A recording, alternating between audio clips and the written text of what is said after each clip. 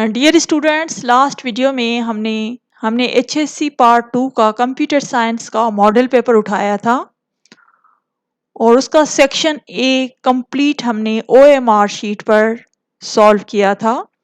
अगर आपने वो वीडियो नहीं देखी तो इस वीडियो के डिस्क्रिप्शन बॉक्स में उसका लिंक मौजूद है।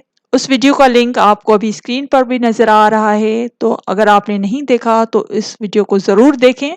उसमें हमने सेक्शन ए को कंप्लीट डिटेल्ड में हमने उसको सॉल्व किया हुआ है, तो वो आप सेक्शन ए ज़रूर देखें। आज की इस वीडियो में हम सेक्शन बी, सी और डी को ई शीट पर सॉल्व करेंगे।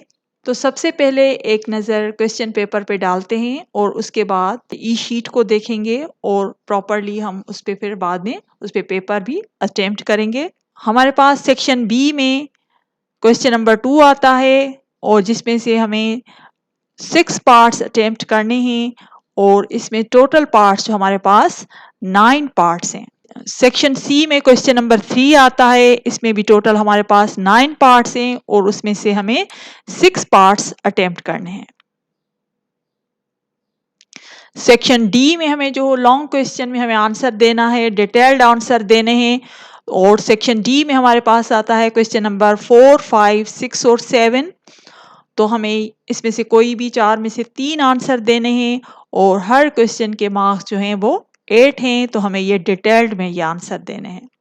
तो एक नज़र ई शीट पे डालते हैं। ये ई शीट का फ्रंट पेज हमारे पास है और ये ई शीट जो है आप लोगों को physics, chemistry, biology, computer science के लिए ये ई शीट है। इसमें सबसे पहले हम रोल नंबर फिल करेंगे अपना, उसके बाद नेम ऑफ एग्जामिनेशन है, subject, date, OMR sheet number. OMR sheet number जैसे हमने सेक्शन ए में हमारे पास ओएमआर शीट गिवन थी जिस पर हमने ओएमआर शीट पर अपना सेक्शन ए अटेम्प्ट किया था, वो ओएमआर शीट हम इस पर वो नंबर लिखेंगे। तो हम प्रीवियसली चलते हैं। तो ये ओएमआर शीट नंबर है जिस पे हमने अटेम्प्ट किया था सेक्शन ए को, तो ये ओएमआर शीट नंबर भी हम ई शीट पर लिखेंगे। ये ओएमआर शीट नंबर हम इधर लिखेंगे। उसके बाद हमारे पास कुछ क्वेश्चन हैं। क्या है क्वेश्चन? के answer the question part at the space specified for it, के जो आपको स्पेस गिवन है हर पार्ट के लिए आपको उसी स्पेस में ही आपको आंसर लिखना है। Do not write your name, roll number और any identification mark anywhere in answer book except at the specified place as it is punishable under board rules, कि आपको अपना रोल नंबर, नेम या कोई आइडेंटिफिकेशन मार्क जो है वो answer book में कहीं पर भी नहीं लिखना।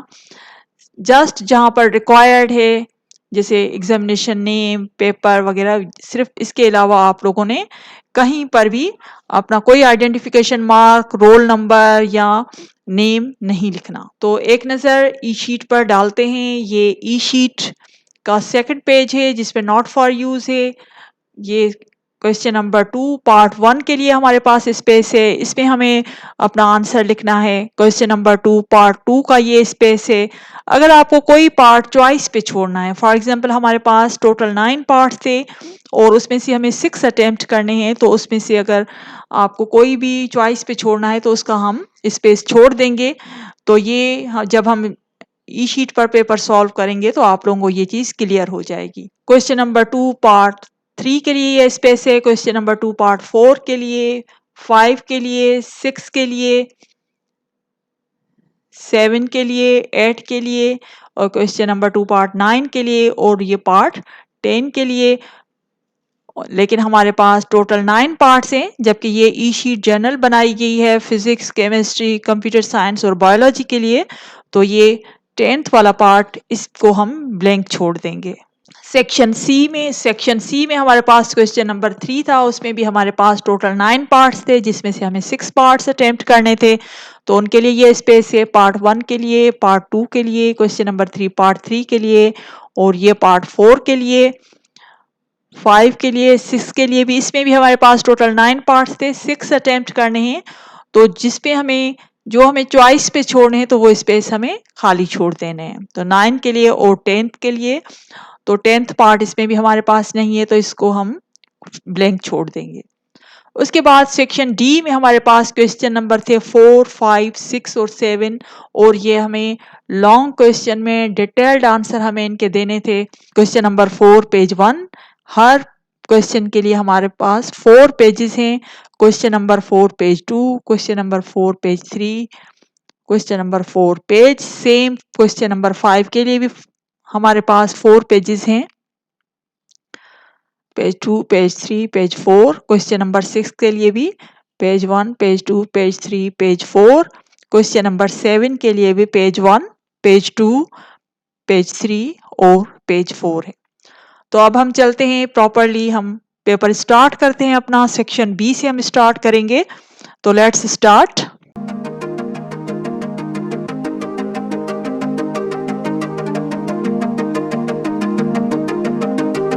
सेक्शन बी में हमारे पास क्वेश्चन नंबर 2 है जिसमें हमें 6 पार्ट्स अटेम्प्ट करने हैं। पार्ट 1 है हमारे पास list the personnels involved in system development life cycle. तो इसका आंसर हम ई शीट पर लिखेंगे। ई शीट पर हमारे पास क्वेश्चन नंबर 2 पार्ट 1 का आंसर हमें इसमें लिखना है। Following personals are involved in system development life cycle.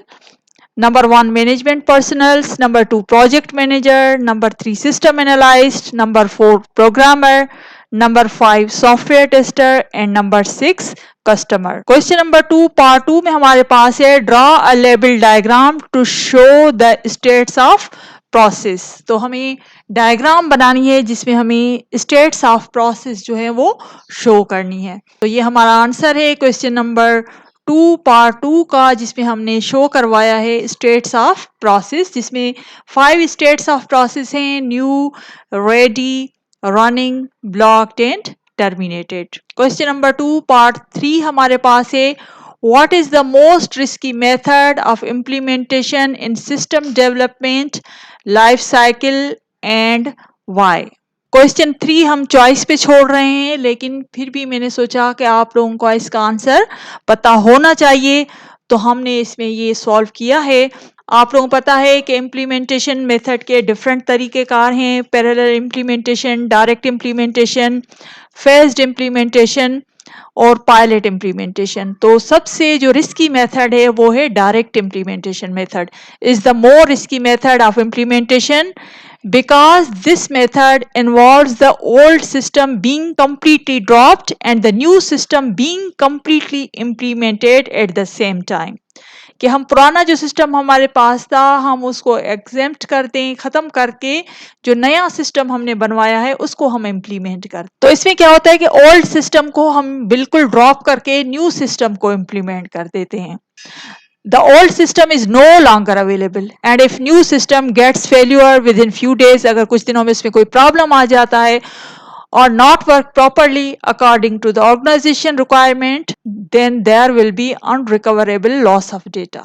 तो इसमें फिर ये बहुत बड़ी प्रॉब्लम है, बहुत रिस्की मेथड होता है कि इसमें हम अगर ओल्ड सिस्टम कंप्लीटली ड्रॉप कर लें और न्यू सिस्टम इम्प्लीमेंट कर लें टोटली, तो direct method is risky method. तो इसको it is also called crash implementation.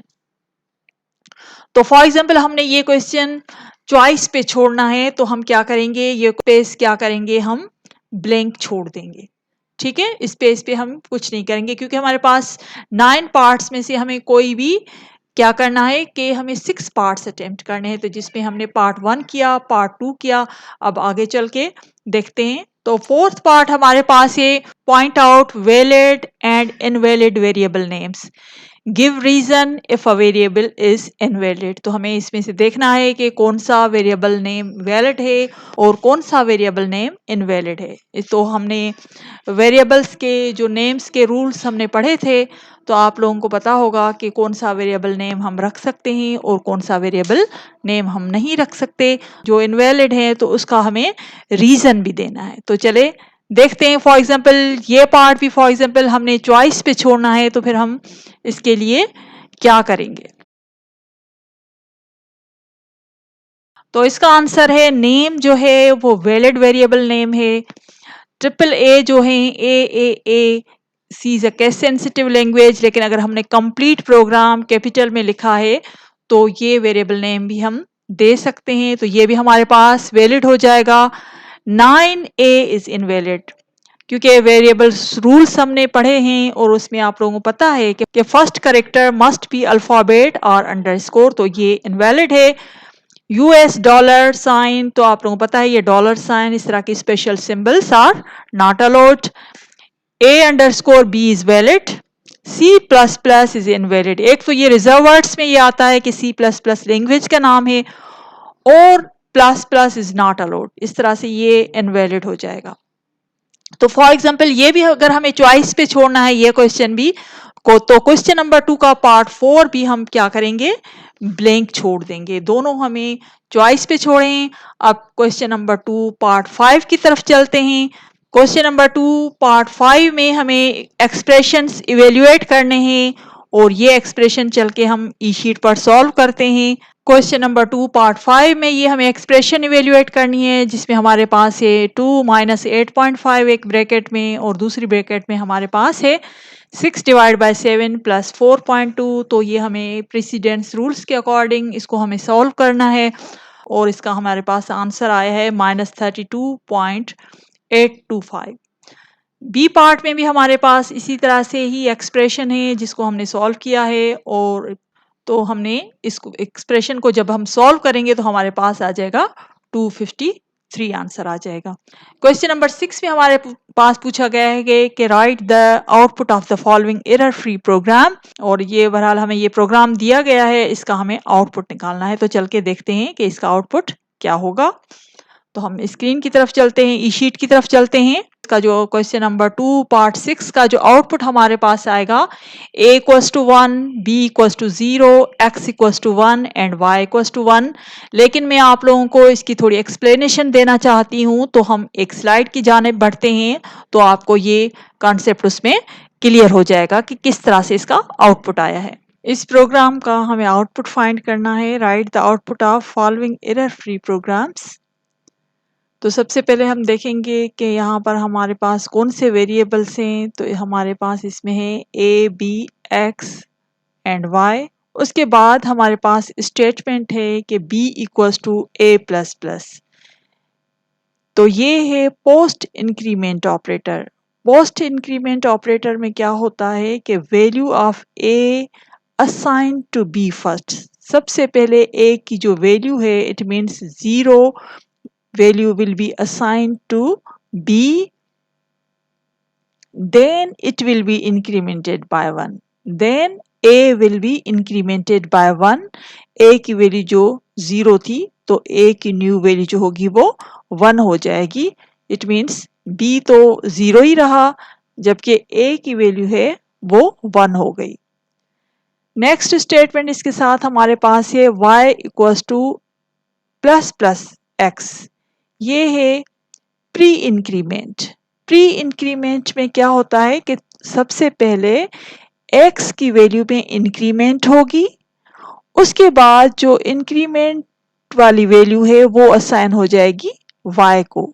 It means first x will be incremented by 1, then value of x assign to y।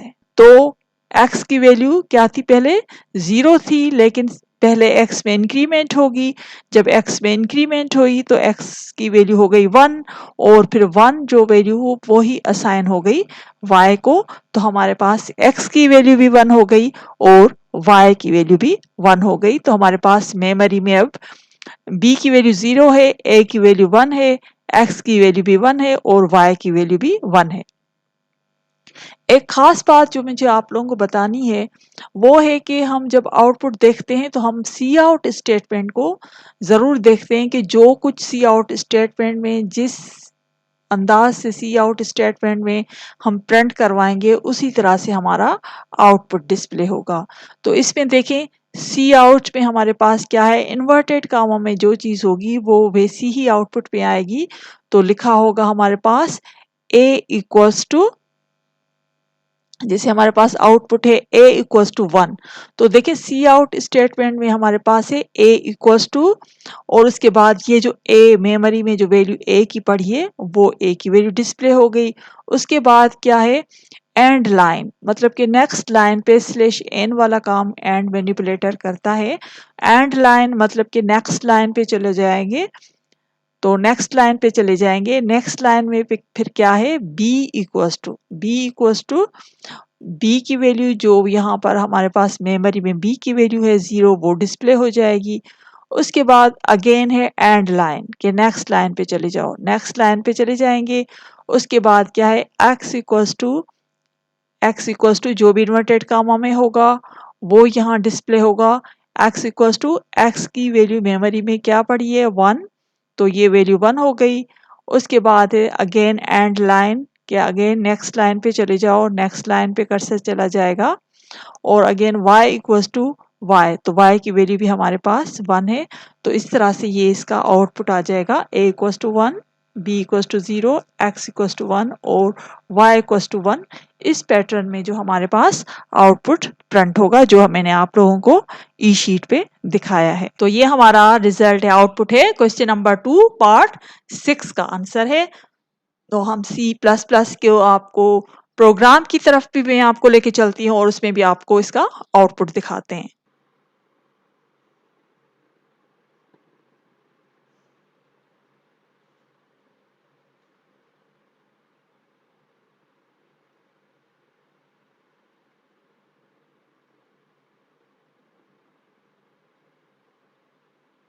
कि write a program that input a character from the user and check whether it is vowel or a consonant। कि कोई भी character है वो input करे user और उसको बताया जाए कि ये वावल है या कॉन्सोनेंट है। तो ये एक छोटा सा प्रोग्राम हमें बनाना है। आप लोगों को याद होगा कि आपके टेक्स्ट बुक जो आप लोगों का है उसमें हमने ये स्विच केस में करके देखा था। तो हम दोनों तरीकों से करेंगे, स्विच केस से भी मैं आप लोगों को करके दिखाऊंगी और हम इफ एल्स से भी इसको सॉल्व करेंगे। तो चले ई शीट की जानिब बढ़ते हैं। तो ये हमारे पास हमने इसमें प्रोग्राम बनाया है, include iostream dot H void main, और हमने इसमें एक करेक्टर डिक्लेयर किया है, C H as a variable लिया है, character type enter a lower case letter, और इसमें हमने सी एन करवाएंगे करेक्टर को, और उसके बाद इफ स्टेटमेंट लगाएंगे कि if character equals to A, or character equals to E, or character equals to I, or character equals to U is equals to or character equals to O, or character equals to U. अगर इनमें से कोई character मिलता है तो सी out कर दो, you entered a vowel, else C out you entered a consonant. इसका C++ प्रोग्राम भी मैं आपको एग्जीक्यूट करके दिखाती हूँ, तो आप लोगों को और भी इसमें क्लियर हो जाएगा।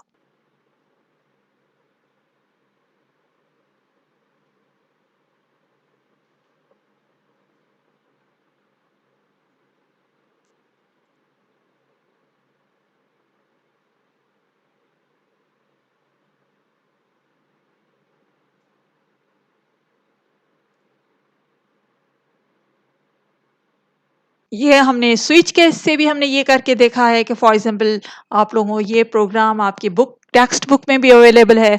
तो आप लोगों को पता है डिक्लेरेशन तो वैसे ही होगी, enter a lower case letter, हमने सीन करवाया करेक्टर, उस पे हम स्विच लगाएंगे और उसके बाद आप लोगों को ये केस स्टेटमेंट का तो पता है कि केस ए पे लगाएंगे, ई आई ओ और यू पर, और अगर इनमें से कोई करेक्टर है तो सी आउट कर देगा यू इंटर्ड अ वॉवेल और ये ब्रेक हो जाएगा। और अदरवाइज फॉर एग्जाम्पल इनमें से कोई भी करेक्टर नहीं आता तो डिफ़ॉल्ट वाला एग्जीक्यूट होगा और यू इंटर्ड अ कॉन्सोनेंट। तो ये हमारा प्रोग्राम का एंड हो जाएगा। तो इसकी भी एग्जीक्यूशन C++ में आप लोगों को क्लियर हो जाएगी। तो उसकी जानिब बढ़ते हैं।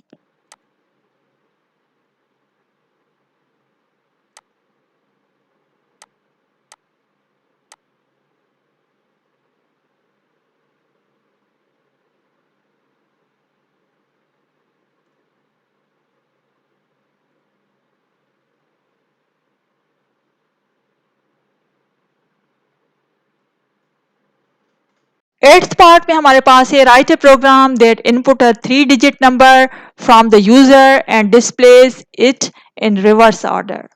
For example, if the user enters 1 2 3, it displays 3 2 1।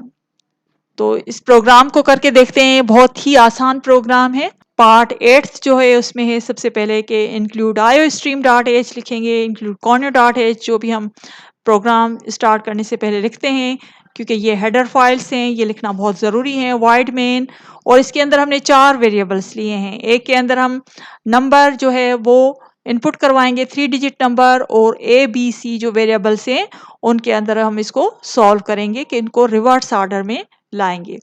तो सबसे पहले हमने किया है सी आउट इंटर अ 3 डिजिट नंबर, एन के अंदर हम वो नंबर जो भी हमें इनपुट देना होगा वो हम देंगे। तो सबसे पहले क्या करेंगे कि ए के अंदर स्टोर होगी डेटा, जब एन को डिवाइड करेंगे 10 से और उसका जो मॉड्यूलस आएगा वो हम ए के अंदर स्टोर करेंगे। तो एन की जो न्यू वैल्यू होगी, जो उसका रिजल्ट आया था एन डिवाइड बाय 10 का, वो एन की न्यू वैल्यू हो जाएगी। अगेन उस एन की जो न्यू वैल्यू है उसको हम 10 से डिवाइड करेंगे और उसका जो मॉड्यूलस आएगा उसको हम बी को असाइन करेंगे, और अगेन एन जो डिवाइड बाय 10 था, तो N equals to N divide by 10, जो एन की जो वैल्यू होगी वो डिवाइड बाय 10 से वो एन को असाइन हो जाएगी, और सी में आ जाएगा एन मॉड्यूलस 10, और लास्ट में हम इनको सी आउट करवा देंगे ए बी सी, और तो ये इसका रिजल्ट आ जाएगा। इसको हम सी प्लस प्लस की स्क्रीन में भी आप लोगों को ये मैं दिखाती हूँ, तो जैसे आप लोगों को इसका कॉन्सेप्ट क्लियर हो जाए। तो इस तरह से हम इसको भी सॉल्व हमने कर लिया। तो सी प्लस प्लस की स्क्रीन की तरफ चलते हैं।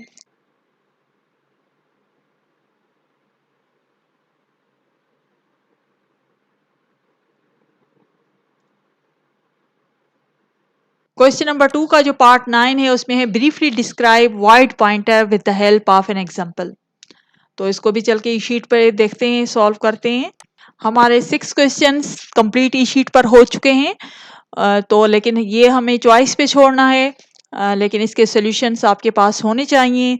आप लोगों को याद होगा कि जब हम पॉइंटर यूज़ करते हैं तो जितने भी वेरिएबल की टाइप होती है, इंटीजर, फ्लोट, कैरेक्टर, तो उतने हम पॉइंटर भी उस टाइप का डिक्लेयर करते हैं।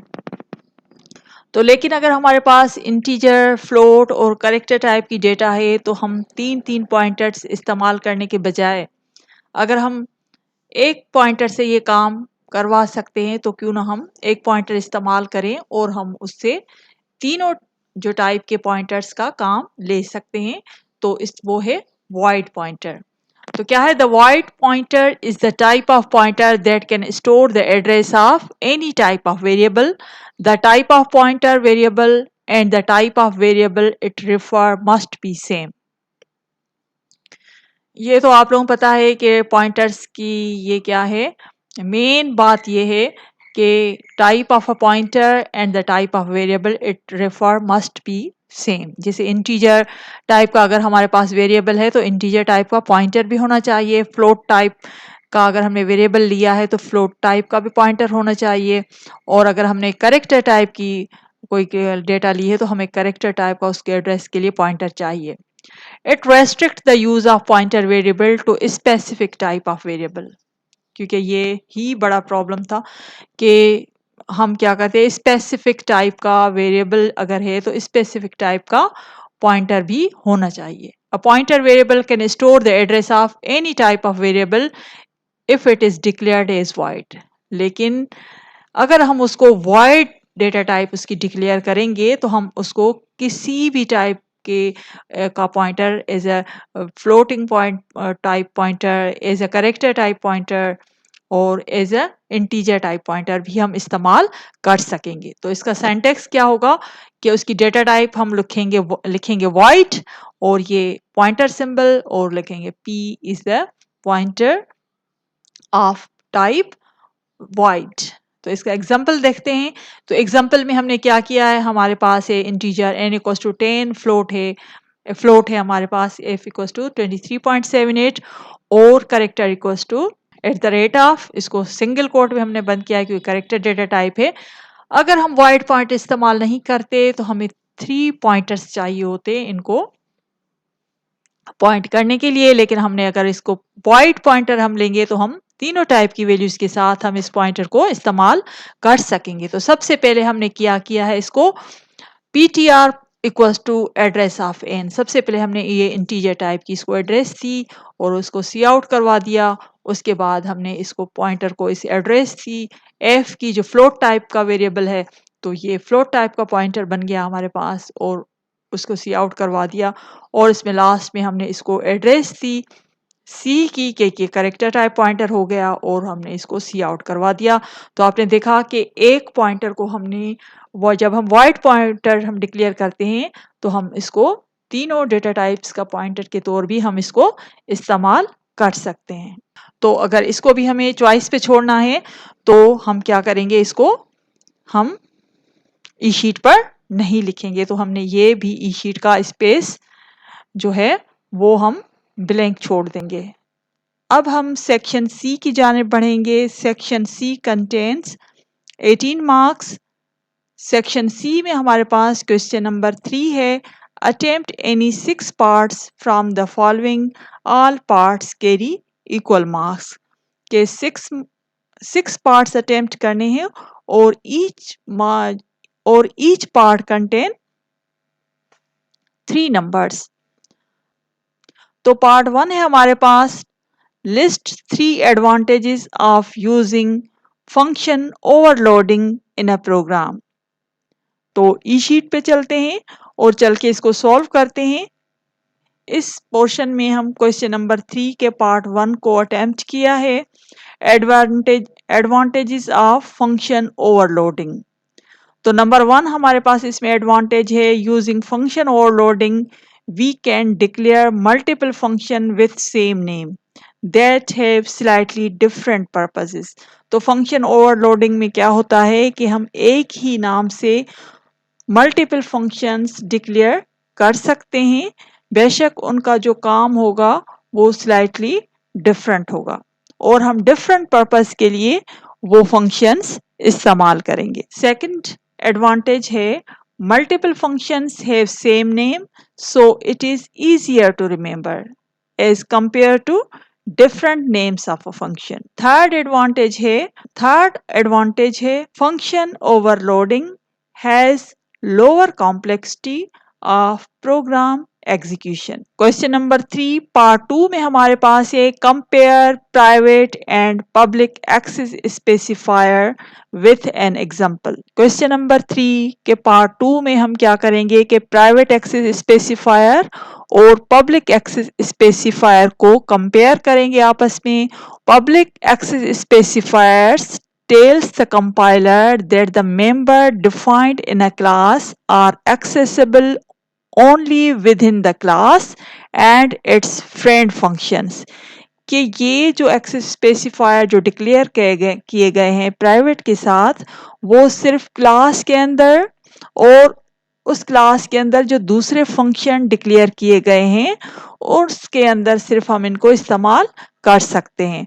Private members are not accessible outside the world. जैसे ना प्राइवेट नाम से पता चल रहा है कि ये जो मेंबर्स होंगे या मेंबर फंक्शन जिनको हमने प्राइवेटली हमने डिक्लेयर किया होगा क्लास में, वो that will be not accessible outside the class. Second access specifier है पब्लिक एक्सेस स्पेसिफायर, जिसे नाम से पता लग रहा है कि that tells the compiler that class member can be accessed from anywhere such as within the class, derived class and in the main function. कि आप इधर इन फंक्शंस को या इन डेटा मेंबर्स को आप कहीं से भी कॉल करना चाहें तो आप कॉल कर सकते हैं, क्योंकि ये पब्लिक हमने इसको एक्सेस स्पेसिफायर जो इसका है वो पब्लिक है। तो हमने इसके साथ एक एग्जांपल भी दिया है, जैसे क्लास है test1 और उसके अंदर हमने एक डेटा मेंबर दिया है इंटीजर x टाइप का और उसके बाद हमने एक फंक्शन इस्तेमाल किया है, उसका एक्सेस स्पेसिफायर पब्लिक दिया है void result। अब x जो होगा वो सिर्फ इस क्लास के अंदर ही हम इसको इस्तेमाल करेंगे। ये क्लास यहाँ से स्टार्ट हो रही है और यहाँ पर ये जो सेमी कॉलन के साथ ये हम क्लास को एंड करते हैं, तो सिर्फ x को हम इस क्लास के अंदर इस्तेमाल कर सकते हैं, जैसे हमने किया है x equals to 10 C out X is private member और सी आउट कर दिया हमने वैल्यू ऑफ x, जो भी वैल्यू ऑफ x की वैल्यू होगी वो डिस्प्ले हो जाएगी। उसके बाद हम इसको बाहर कहीं पर भी हम इसको इस्तेमाल नहीं कर सकते, ना ही मेन फंक्शन के अंदर हम इसको डिक्लेयर कर सकते हैं, ना किसी और क्लास के अंदर। इंटीजर मेन फंक्शन है ये। मेन फंक्शन के अंदर हमने एक ऑब्जेक्ट डिक्लेयर किया है जिसकी डेटा टाइप test1 है। अब हम क्या करेंगे, p1 डॉट रिजल्ट, यहाँ पर हम उस फंक्शन को कॉल कर रहे हैं जो हमने पब्लिक एक्सेस स्पेसिफायर के तौर पर हमने इस्तेमाल किया है रिजल्ट, तो इसको हम मेन फंक्शन के अंदर इस्तेमाल कर रहे हैं। और गेट ch रिटर्न 0 और हमारे मेन फंक्शन का एंड हो जाएगा। Write the prototype for each of the following descriptions. A में हमारे पास है a function called function1 func1 with no parameters that returns an integer। तो इसके अंदर हम इस तरह से इसको डिक्लेयर करेंगे, इंटीजर टाइप रिटर्न करेगा, फंक्शन का नाम है func1 और इसके अंदर देखें कोई भी पैरामीटर्स नहीं होंगे तो हम इसको खाली छोड़ देंगे। बी में a function test1 with an integer parameter value and a floating point parameter number।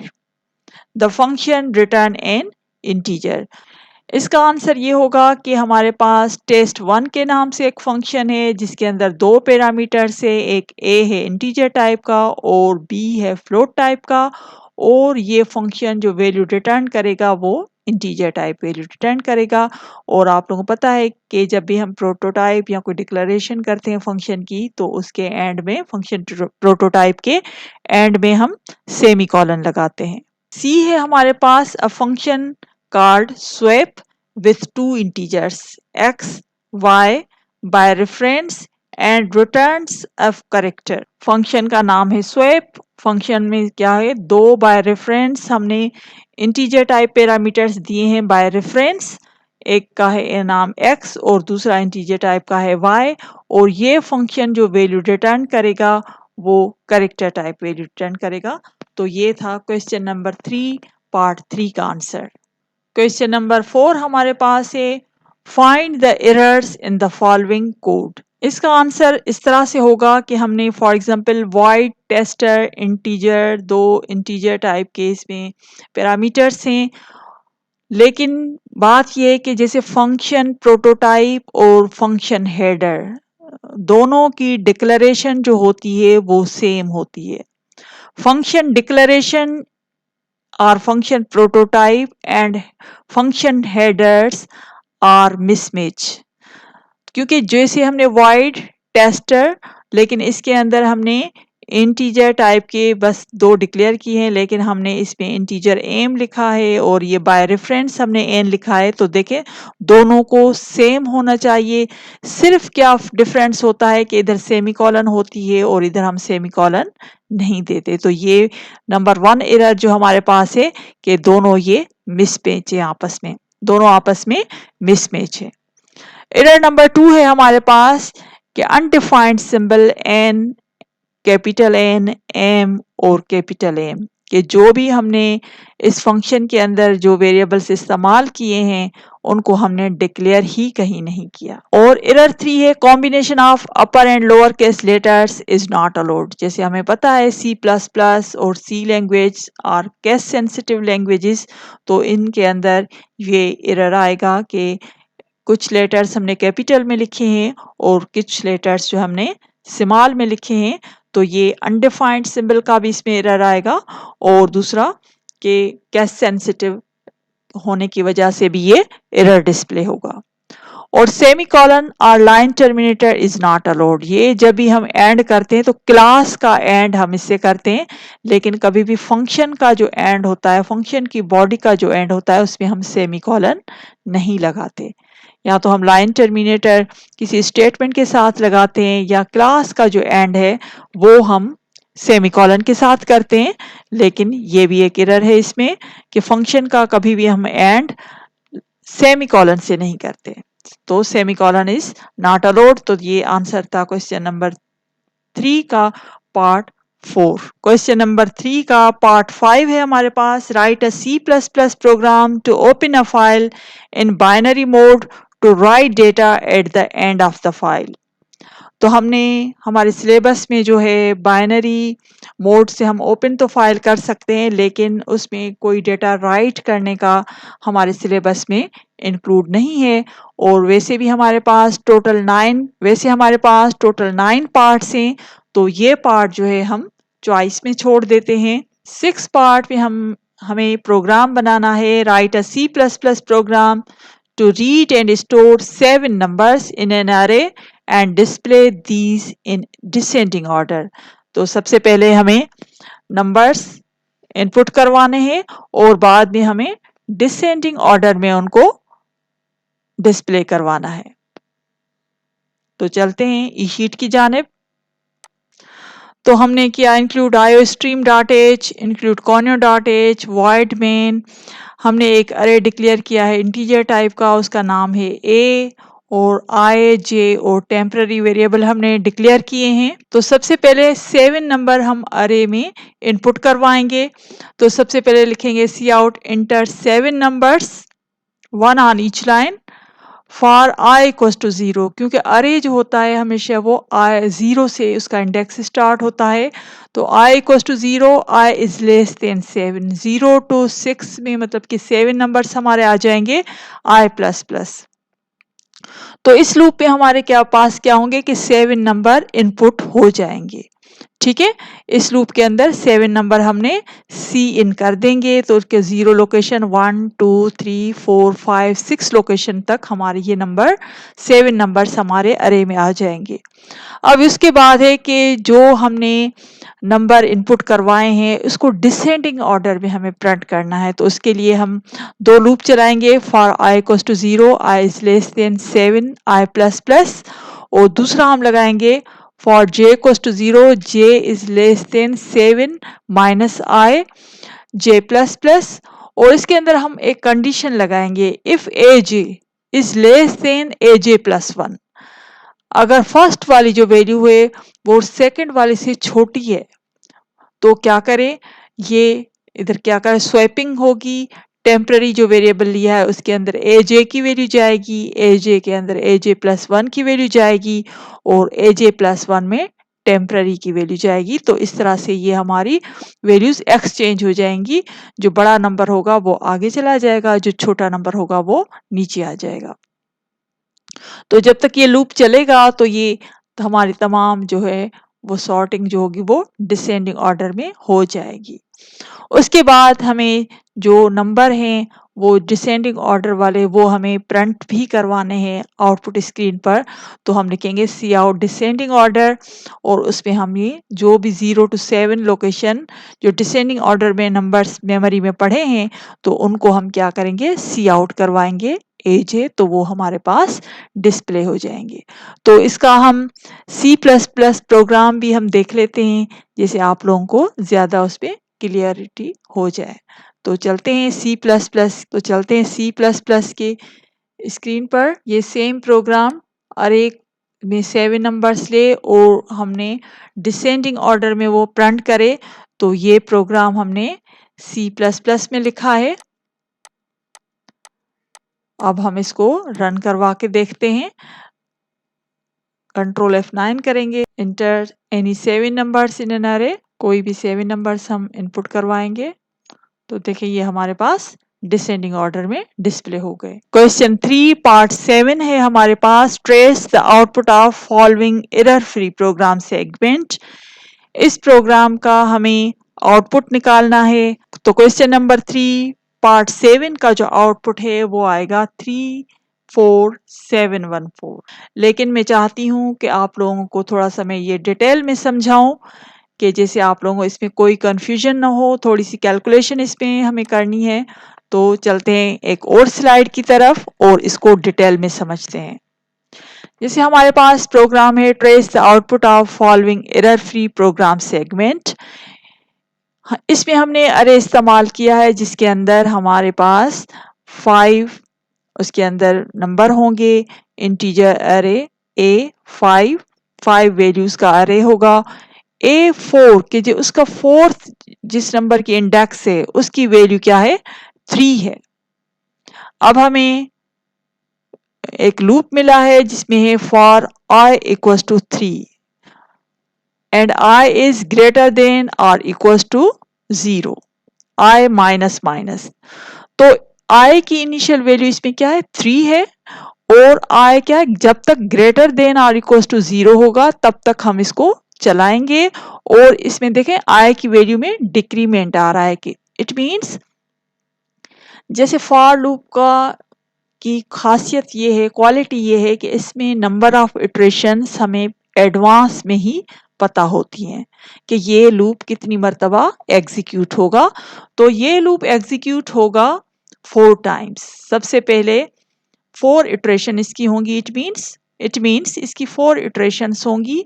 सबसे पहले आई की वैल्यू 3 होगी, फिर आई की वैल्यू 2 होगी, फिर आई की वैल्यू 1 होगी, फिर आई की वैल्यू 0 होगी, क्योंकि इसमें डिक्रीमेंट ऑपरेटर लगा हुआ है। तो चलते हैं ये बॉडी ऑफ द लूप में चलते हैं, क्योंकि ये ही यहाँ पर ही हमें पता चलेगा कि हमारा आउटपुट क्या आने वाला है।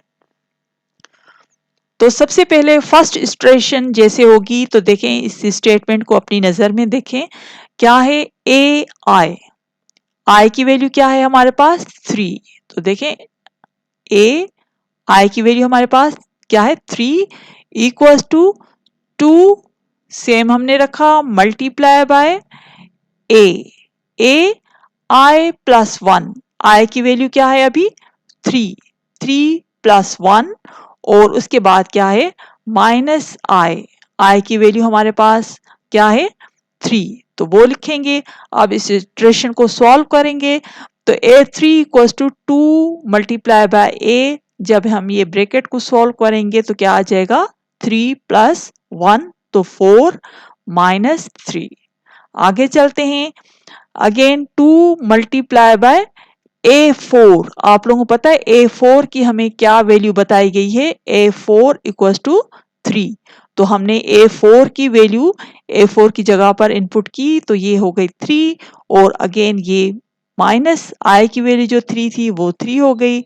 तो यहाँ पर हमारे पास अब हम इसको जब सॉल्व करेंगे तो हमारे पास आ जाएगा 2 मल्टीप्लाई बाय 3, तो हमारे पास आ जाएगा 2 मल्टीप्लाई बाय 3 माइनस 3, तो 2 multiply bye 3 will be 6 minus 3, और A3 विल बी 3।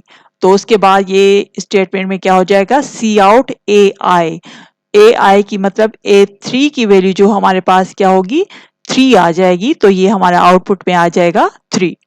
उसके बाद जैसे ही इसमें डिक्रीमेंट आएगा दोबारा से लूप की तरफ चलेंगे तो अब आई की वैल्यू क्या हो गई डिक्रीमेंट हो गई, तो आई की वैल्यू सेकंड इटरेशन में हो जाएगी आई की वैल्यू 2, क्योंकि ये लूप जो है वो डिक्रीमेंट में चल रहा है।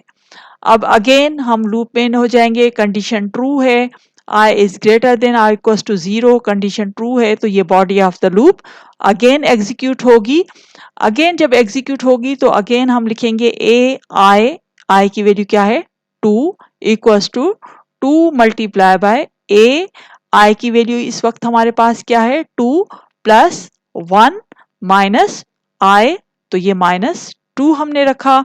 अब हम इसको सॉल्व करेंगे तो 2 आ गया सेम, ए 2 प्लस 1 3 माइनस 2, तो इस A3 की जगह पर हमें A3 की क्या वैल्यू मिली थी, यहाँ देखें ये है A3 की वैल्यू हमारे पास है 3, तो 2 multiply bye 3 minus 2 multiply bye 3, तो हमारे पास 6 आ गया माइनस 2, तो A2 की जो हमारे पास वैल्यू आ गई 4, और वो सी आउट करके हम इसका आउटपुट आ जाएगा 4। अगेन डिक्रीमेंट था, लूप वापस जाएगा, आई की वैल्यू थर्ड इटरेशन में हो जाएगी 1, क्योंकि लूप में क्या हो रही है डिक्रीमेंट हो रही है।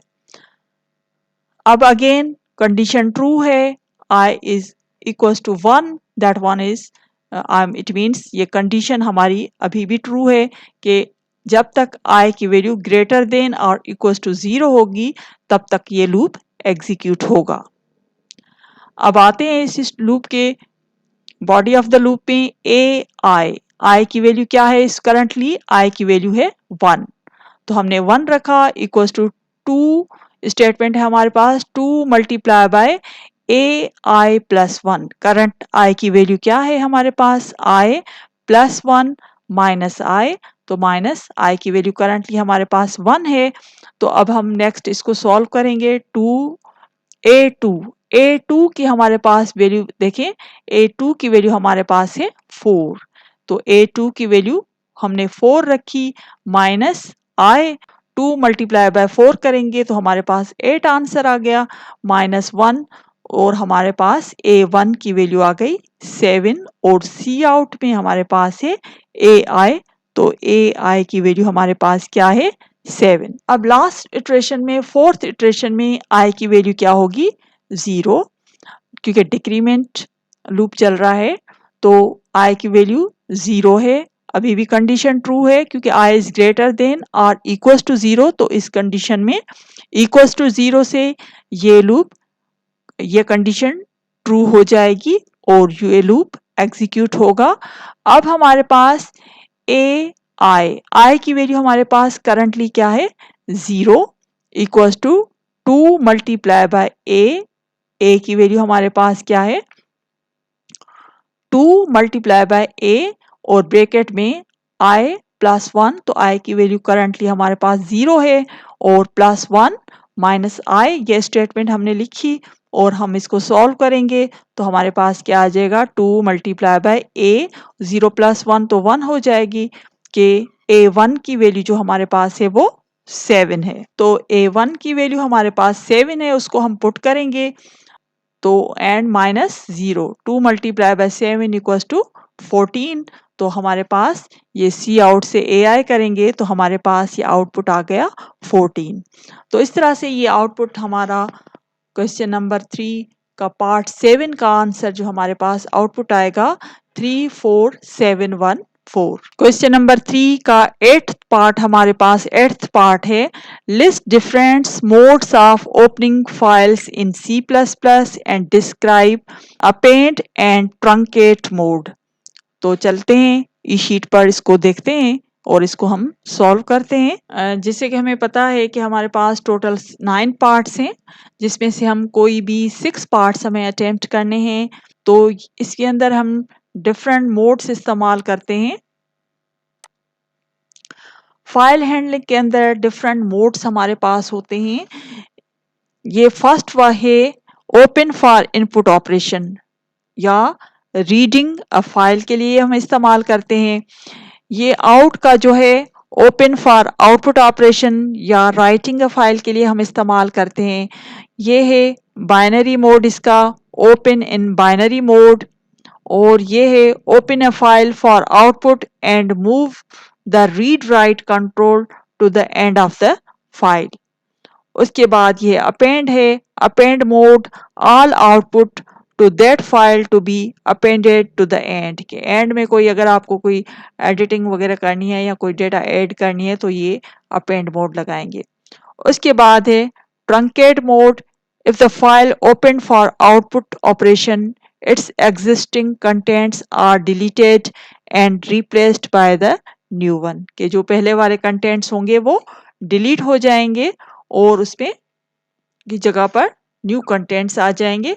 तो हमारे पास हमें तो ये पहले बताने हैं कि टोटल मोड्स कौन से मोड्स हम इस्तेमाल करते हैं फाइल हैंडलिंग में, और उसके बाद 2 की हमें डिस्क्रिप्शन देनी है, डिटेल देनी है। तो हमने दी है अपेंड की और ट्रंकेट की। Append mode, all outputs to that file to be appended to the end, और ट्रंकेट की है if a file open for output operation, कि अगर आपने इसको राइटिंग के लिए अगर आपने इसको ओपन किया है, its existing contents are deleted and replaced by new one, तो जो पहले होंगे वो उसके ऊपर ओवरराइट हो जाएंगे। तो ये क्वेश्चन जो है हम ई शीट पर नहीं लिखेंगे क्योंकि हमारे पास ये चॉइस पे हमने रखा है, तो ई शीट में इसका स्पेस हम ब्लैंक रखेंगे क्योंकि ये क्वेश्चन हमें चॉइस में छोड़ना है। क्वेश्चन नंबर 3 पार्ट 9 है हमारे पास, differentiate between default constructor and user defined constructor, के दोनों के बीच में हमने डिफरेंशिएट करना है कि डिफॉल्ट कंस्ट्रक्टर क्या है and user defined constructor क्या है। The default constructor is a constructor that can be called with no argument or with default values given for all arguments. User defined constructor में क्या है? The user defined constructor is a constructor that is defined by user. Second difference क्या है? The compiler declares a default constructor with no argument if the user does not define any constructor for a class. और इसको user defined constructor में क्या है? The compiler does not declare any default constructor if the user defined constructor exists in the class. Third difference क्या है? The default constructor is also called implicit constructor और user defined constructor is also called explicit constructor.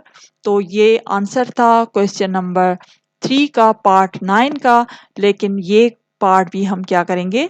Choice पे छोड़ेंगे क्योंकि हमारे 6 question part 3 के attempt हो चुके हैं.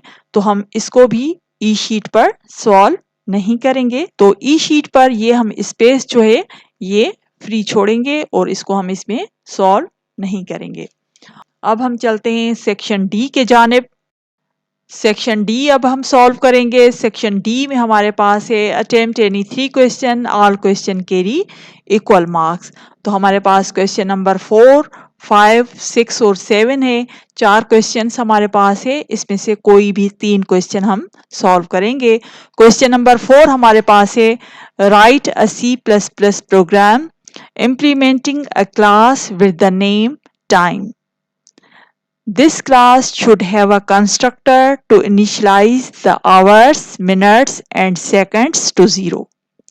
The class should have another function named toSecond and display the time passed by the object into seconds. तो हमने इसको इस तरह से सॉल्व किया है कि क्लास हमने टाइम बनाया क्लास और इसके अंदर हमने एक प्राइवेट एक्सेस स्पेसिफायर हमने इस्तेमाल किए.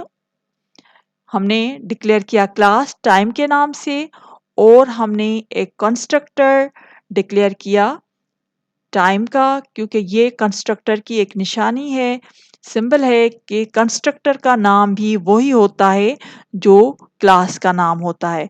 और उसमें हमने आवर्स, मिनट्स और सेकंड्स को इनिशियलाइज किया 0 पर.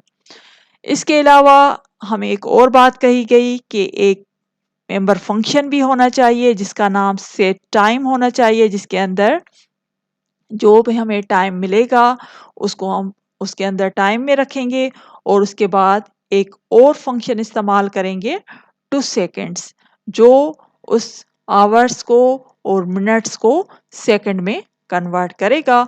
तो ये हमने ये क्लास डिक्लेयर किया है टाइम और यहाँ तक ये क्लास का ये एंड है. तो चलते हैं मेन फंक्शन में. मेन फंक्शन में चल के हम एक ऑब्जेक्ट क्रिएट करते हैं जो x के नाम से है. ऑब्जेक्ट क्रिएट किया टाइम जिसकी टाइप है x dot set time. Set time के पास कौन सी वैल्यू जाएगी? 1 आवर 5 मिनट्स एंड 45 सेकेंड्स. तो ये जाएगी टाइम के पास. ठीक है, तो टाइम के पास जैसे ही जाएगी तो ये वैल्यू इनको असाइन हो जाएगी 1, 5 एंड 55. तो ये असाइन जब इसको हो जाएगी तो उसके बाद क्या होगा? टू सेकेंड का फंक्शन क्या करेगा? इस जो वैल्यू इसको मिलेगी उसको कन्वर्ट करेगा सेकेंड्स में. सेकेंड में कैसे कन्वर्ट करेगा कि जैसे सेकेंड्स जितने 55 सेकेंड है तो 55 प्लस मिनट्स 5 मिनट्स थे और जो आवर्स थे उसको मल्टीप्लाई करेंगे 3600 से और सी आउट कर देगा टाइम, आवर्स और मिनट्स में. तो जैसे ही हम कॉल करेंगे फंक्शन को मेन से जब कॉल जाएगी तो वो उनको सेकेंड्स में डिस्प्ले कर देगा. क्वेश्चन नंबर 5 हमारे पास है what are the main functions performed by an operating system. तो इसको चल के ई शीट पर देख लेते हैं और ई शीट पर इसको सॉल्व करते हैं. तो क्वेश्चन नंबर 5 का आंसर होगा functions performed bye operating system. इसका आंसर हमें डिटेल में देना है. 8 मार्क्स इस क्वेश्चन के आंसर पर हैं. तो इसको हम process management, memory management, file management, IO management, second storage management, network management, protection system, command interpreter. तो इनकी हम थोड़ी सी डिटेल भी देनी है, कुछ डेफिनेशन वगैरह देनी है कि ये जो है ना कैसे काम करता है, प्रोसेस मैनेजमेंट का क्या काम है और मेमोरी मैनेजमेंट का क्या काम है, फाइल मैनेजमेंट का क्या काम है, इनपुट आउटपुट मैनेजमेंट का क्या काम है, इनपुट आउटपुट मैनेजमेंट का क्या काम है, सेकंड स्टोरेज मैनेजमेंट कैसे काम करती है, नेटवर्क मैनेजमेंट कैसे काम करता है, प्रोटेक्शन सिस्टम कैसे काम करता है, कमांड इंटरप्रेटर कैसे काम करता है। तो इसके साथ हमें ये थोड़ी सी डिटेल भी इसकी देनी है। क्वेश्चन नंबर 6 है। क्वेश्चन नंबर 6 जो है ये रिपीटेड क्वेश्चन है। ये क्वेश्चन हमने क्वेश्चन नंबर 4 में इधर ऑलरेडी सॉल्व कर चुके हैं, तो इसको दोबारा से सॉल्व करने की ज़रूरत नहीं है, इसको हम चॉइस पे ही छोड़ देते हैं। अब हम क्वेश्चन नंबर 7 को देखते हैं। तो इसमें क्या है, trace the values of variable with each iteration of program statement in the given table. तो उसमें क्या है कि हमारे पास अरे के अंदर 5 वैल्यूज हैं जिनकी वैल्यूज है 12, 43, 36, 8 एंड 7। इनिशियली सी की वैल्यू जो है, जो लूप की वैल्यू भी है, और एस जो इस जिसके अंदर हम वैल्यूज को सम करेंगे, इसकी वैल्यू भी 0 है। तो C equals to 0, C is less than और equals to 4, C plus plus, C का लूप जो होगा वो 5 टाइम चलेगा, लेकिन इसके अंदर एक कंडीशन है कि अगर C की वैल्यू, जो भी C की वैल्यू होगी, जैसे पहले 12 होगी वैल्यू, फिर 43 होगी, फिर 36, फिर 8 और फिर 7, अगर C की वैल्यू 3 से कंप्लीटली डिवाइड होती है तो क्या करें, C आउट कर लें कि अरे ऑफ C प्रिंट हो जाए। तो अगर आउटपुट हमसे पूछा जाता तो इसकी वैल्यू प्रिंट हो जाती, और sum equals to sum plus array of C, और सी आउट कर देते हम सम को। तो अब हम इंडेक्स को देखते हैं। तो हमारे पास अब देखें, इसके अंदर हमारे पास सी की वैल्यूज क्या होंगी, 0, 1, 2, 3, 4, और यहाँ पर अरे ऑफ सी की वैल्यू वो होंगी जो हमने इधर रखी है, 12, 43, 36, 8 एंड 7। तो ये वैल्यूज हम अरे ऑफ सी में रखेंगे, लेकिन सम में वो वैल्यूज आएंगी जो 3 से डिविजिबल होंगी। जैसे 12 डिविजिबल है, और इसके बाद 43 के साथ सम नहीं करेंगे, 36 डिविजिबल है, और 8 और 7 भी डिविजिबल बाय 3 नहीं है। तो चलते हैं ई शीट की तरफ। क्वेश्चन नंबर 7 के सोल्यूशन ये होंगे कि सी की वैल्यू जो है 0, 1, 2, 3, 4, और अरे ऑफ सी की वैल्यू 12, 43, 36, 8 एंड 7, और जबकि सम की वैल्यू क्या होगी, जब जो भी नंबर डिविजिबल बाय 3 होगा तो वो सम में जाएगा। तो इनिशियली एस की वैल्यू 0 थी, तो 12 हमने उसमें ऐड किया, तो 12, अगेन ये डिविजिबल बाय 3 नहीं है, तो 12 की वैल्यू सेम रही। अब 36 इज डिविजिबल बाय 3, तो सम की वैल्यू एस की क्या है, वैल्यू 12 है, 12 प्लस 36 तो 48 हो जाएंगे। 8 डिविजिबल नहीं है, 7 डिविजिबल नहीं है, तो हमारे पास सम की वैल्यू यही रही।